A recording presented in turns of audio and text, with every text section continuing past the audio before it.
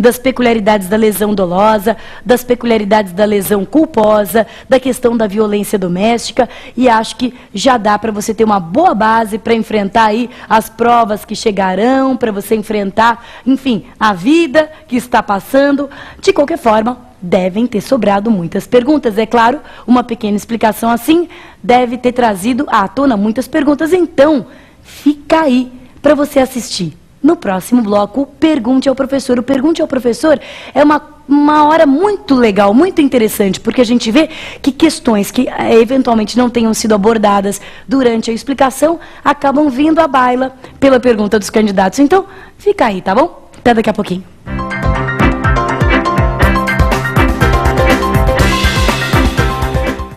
Então, nós estamos de volta agora com o nosso programa, que é sobre lesão corporal. Você já viu o tema do dia. E agora é hora de resolver as suas dúvidas, as dúvidas que você tiver. Você sabe que você pode mandar para nós. Você já sabe o nosso e-mail. Você sabe que o nosso e-mail é o provafinal@lfg.com.br, provafinal@lfg.com.br. Então mande, participe, mande sua dúvida, sua sugestão, sua crítica, enfim, porque esse contato é muito bom para nós, ele complementa a aula. E agora eu vou responder as perguntas que já foram feitas. Nós estamos aqui no nosso segundo bloco. Pergunte ao professor. Professora, eu vi em uma prova uma questão assim. A, dirigindo com imprudência, atropelou B, que em virtude de uma lesão na coluna sofreu paralisia permanente das pernas.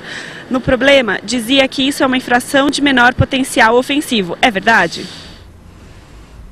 É uma ótima pergunta, né? E ela realmente mexe com a gente, porque, puxa vida, uma lesão na coluna, uma paralisia, isso é uma infração de menor potencial ofensivo? Isso é tão contrário, né, ao que a gente sente, ao que a gente acredita. Por isso é que essa é uma boa pegadinha. Essa é a característica básica de uma pegadinha de prova de múltipla escolha. É aquela questão que, se a gente responde com a emoção, com o nosso bom senso, com o senso comum, tá errado. É aquela questão que checa quem tem e quem não tem conhecimento técnico jurídico. Por isso que é uma questão clássica, é uma pegadinha clássica e todo mundo fica focado. É como, você já viu um truque de mágica? O que o mágico faz para a gente não ver? Porque mágicas não existem, né? Então o que o mágico faz para a gente não perceber a mágica que ele está fazendo? Ele desvia a sua atenção aqui, né?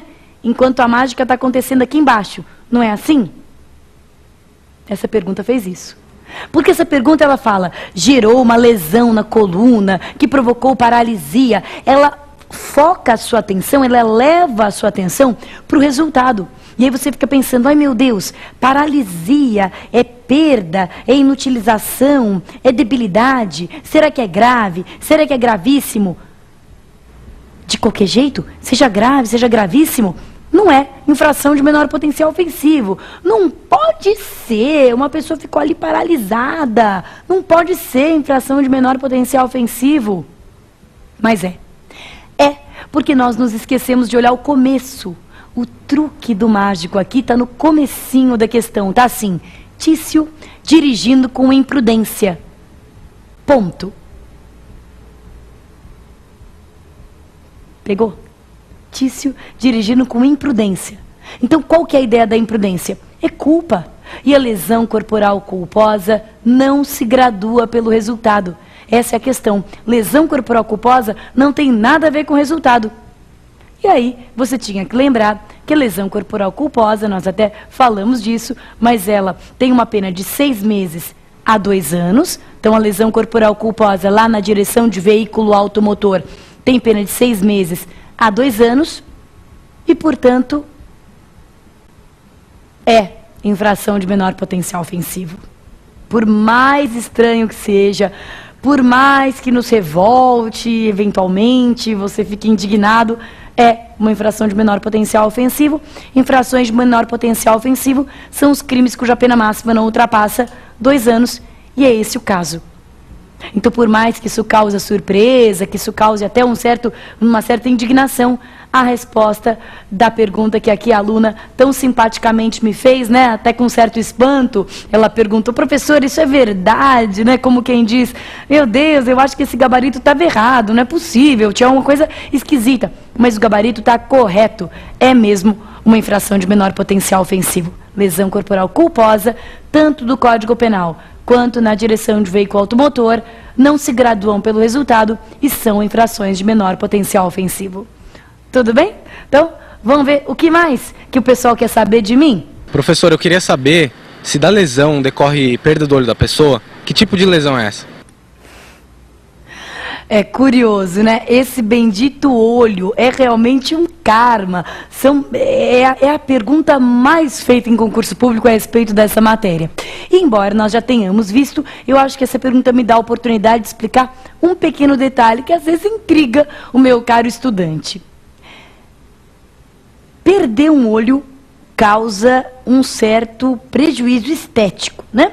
Eu não quero aqui, por favor, manifestar ou ser preconceituosa, nada disso, mas o fato é que a perda de um dos olhos para nós humanos, causa uma aparência esteticamente talvez menos favorecida, causa um dano estético. Isso eu acho que inegável.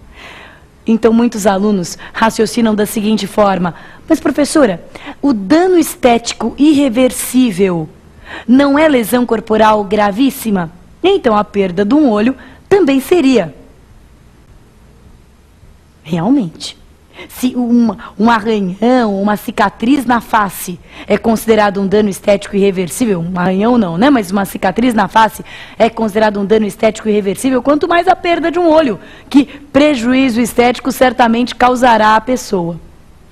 Mas aí, meus amigos, é preciso desenvolver uma certa malícia.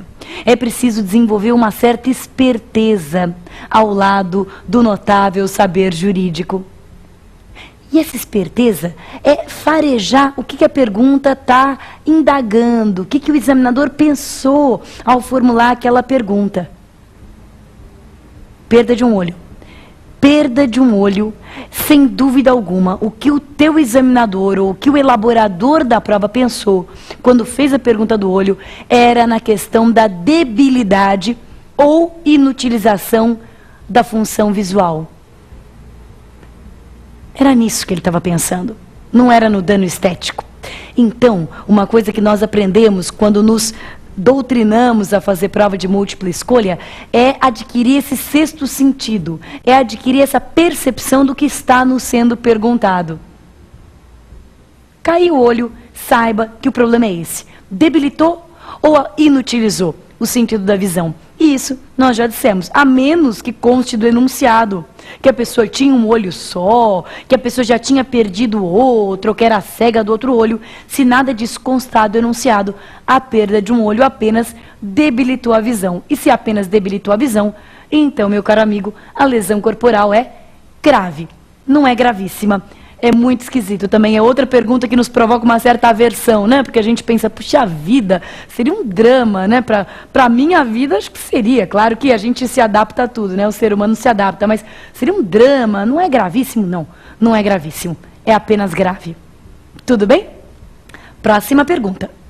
Professora Patrícia, se o ex-marido encontra a ex e a agride, nesse caso aplica-se o aumento da pena da lei da violência doméstica? E se for o contrário, a ex-mulher agride o ex-marido? Ótima pergunta, até porque nós sabemos que esse é uma entidade, às vezes, de difícil convivência, né? Às vezes o relacionamento, assim, não acaba do jeito mais civilizado, e é possível, então, que haja essa situação aqui, a agressão. Aliás, isso é noticiado diuturnamente nos jornais. Muitas vezes a agressão acontece justamente porque uma das partes não aceita a condição de ex, não é isso? Não aceita o fim do relacionamento, então, quer dizer, toma um fora ali, por causa disso, parte para a agressão. Agora, vamos ser técnicos do ponto de vista aqui jurídico. A primeira coisa que eu tenho a dizer para o caro candidato que me fez essa boa pergunta é que a mera agressão, veja, nós precisamos entender bastante bem o que ela configura. Nós estamos falando, na data de hoje, da agressão que tipifica lesão corporal. Então, outro tipo de agressão, uma agressão verbal,